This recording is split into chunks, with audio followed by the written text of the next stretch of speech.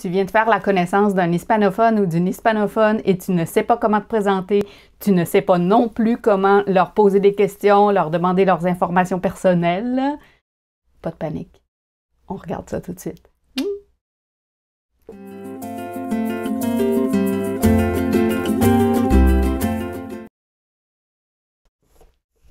Hola, ¿qué tal? Me llamo Esther. ¿Y tú cómo te llamas? Mucho gusto. Encantada de conocerte. ¿De dónde eres? Ah, sí. Yo soy de Canadá. Soy canadiense. ¿Vives... ¿Dónde vives? Ah, sí. No, yo vivo en la ciudad de Quebec. Sí. ¿Y en qué trabajas? ¿A qué te dedicas? ¿Qué haces? Ah, sí, qué bien. No, yo soy profesora de español. Pues mucho gusto. Nos vemos por aquí pronto, entonces. Hasta la próxima. Preguntar el nombre. Demander le nom. ¿Cómo te llamas? Comment t'appelles-tu? Me llamo Esther. Je m'appelle Esther. Donc, le verbe llamarse, c'est le verbe s'appeler. Remarque que lorsqu'il est à l'infinitif, le pronom est greffé à la fin du verbe.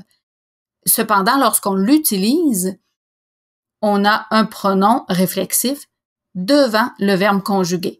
Me llamo. Je m'appelle. Te llamas. Remarque aussi que le pronom personnel est placé entre parenthèses parce qu'il est facultatif en espagnol. Me llamo, c'est je m'appelle. On n'a pas besoin du yo. Mucho gusto. Encantado. Encantada. Tout ça, ça veut dire enchanté. On remarque que encantada, c'est une forme au féminin, donc c'est une femme qui va dire ça. Encantado, un homme le dira. Mucho gusto, tout le monde dit mucho gusto, c'est invariable. Facile. Preguntar el origen. Demander l'origine. En fait, ici, ce qu'on cherche à connaître, c'est d'où est notre interlocuteur, sa nationalité. On va donc lui demander de donde eres, d'où es-tu? Soy de Canada. Je suis du Canada. Soy canadiense. Soy, on doit entendre le i à la fin de le y. Là. Soy canadiense. C'est le verbe ser qui est le verbe être. Soy, eres, es, somos, sois, son. Encore une fois, le yo est placé entre parenthèses. Quelle est la différence? Il y a quand même une différence. Si je dis soy de Canada, ça veut dire je suis du Canada. Si je dis yo soy de Canada, ça veut dire moi, je suis du Canada. Alors, ça laisse entendre que mon interlocuteur m'a dit quelque chose et moi, je cherche à ce moment-là à me démarquer. Lorsqu'on utilise le pronom personnel, donc, c'est toujours pour établir un contraste avec ce qu'on vient d'entendre. Super fácil. Preguntar el lugar de residencia. Ici, ce qu'on veut savoir simplement, c'est où habite la personne. Donde vives? Où habites-tu? On l'a vu tout à l'heure, donde. De donde eres? D'où es-tu? Ici, on a donde vives? Où habites-tu?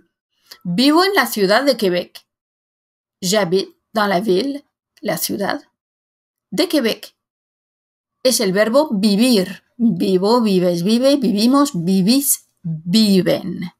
Fenomenal. Preguntar la profesión. On a le choix entre 3 formulations pour demander à quelqu'un ce qu'il fait dans la vie. ¿En qué trabajas? Dans quoi travailles-tu? ¿A qué te dedicas? ¿A qué te dedicas? Littéralement, c'est à quoi te consacres-tu? ¿Qué haces? Qu'est-ce que tu fais? ¿Qué haces dans un autre contexte? C'est vrai que ça veut juste dire qu'est-ce que tu fais en ce moment, là, qu'est-ce que tu es en train de faire. Mais là, ici, c'est clair, lorsqu'on fait la connaissance de quelqu'un, alors qu'est-ce que tu fais? Ça sous-entend qu'est-ce que tu fais dans la vie. ¿En qué trabajas? ¿A qué te dedicas? ¿Qué haces? Et pour exprimer la profession, on peut tout simplement utiliser le verbe ser qu'on a vu tout à l'heure, qui est le verbe être. Soy profesora de español. Soy estudiante. Génial. Despedirse, dire au revoir. Oui, c'est déjà tout, on ira prendre un café un autre jour. Pues, mucho gusto. Bon, bien, ça m'a fait plaisir. Pues, nos vemos por aquí pronto, entonces. On se voit par ici, bientôt, donc. Dans peu de temps. Pronto. Et là, ce qui est bien, c'est de combiner 2-3 salutations ensemble pour dire au revoir. Là.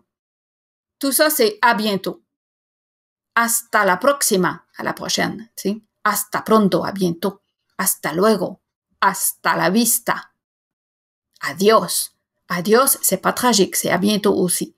Le hasta, c'est jusqu'à. Alors, jusqu'à la prochaine fois que je te vois. Hasta la próxima, gracias, adios, hasta luego. Demande-lui son numéro de téléphone.